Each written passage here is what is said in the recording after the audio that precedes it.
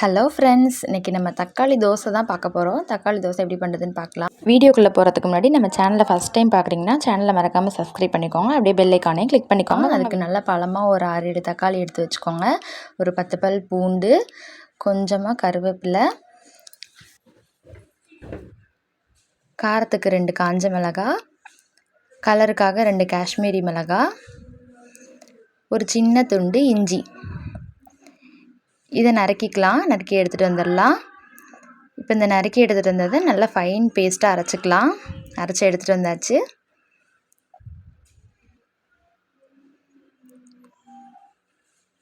இப்போ இதை நம்ம தோசை ஊற்ற போகிற மாவோடு கலக்கிக்கலாம்.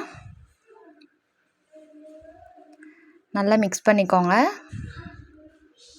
தேவையான அளவு உப்பு போட்டு கலக்கிக்கோங்க.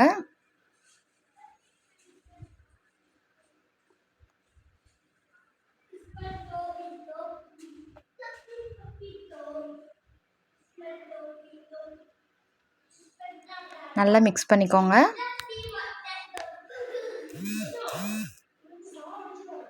இப்போ நம்ம தோசை ஊற்றலாம். தோசைக்கல் எடுத்துக்கோங்க. தோசைக்கல் நல்லா ஹீட் ஆனதுக்கப்புறம் ஒரு கரண்டி மாவு எடுத்து ஊற்றிக்கோங்க.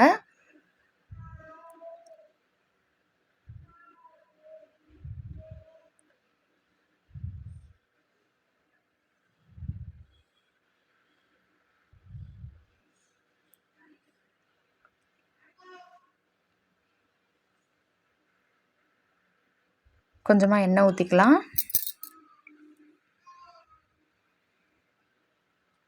தோசை வேகட்டும். தோசை வெந்ததுக்கப்புறம் திருப்பி போட்டுக்கலாம். தோசை ரெடி ஆகிடுச்சு. தக்காளி தோசை ரெடி ஆகிடுச்சு. இதுக்கு நம்ம சைடிஷாக தக்காளி சட்னியும் வச்சுக்கலாம். கொஞ்சமாக ஆனியன் இருந்தது, ஆனியன் வச்சு வெங்காய தோசையும் பண்ணியாச்சு.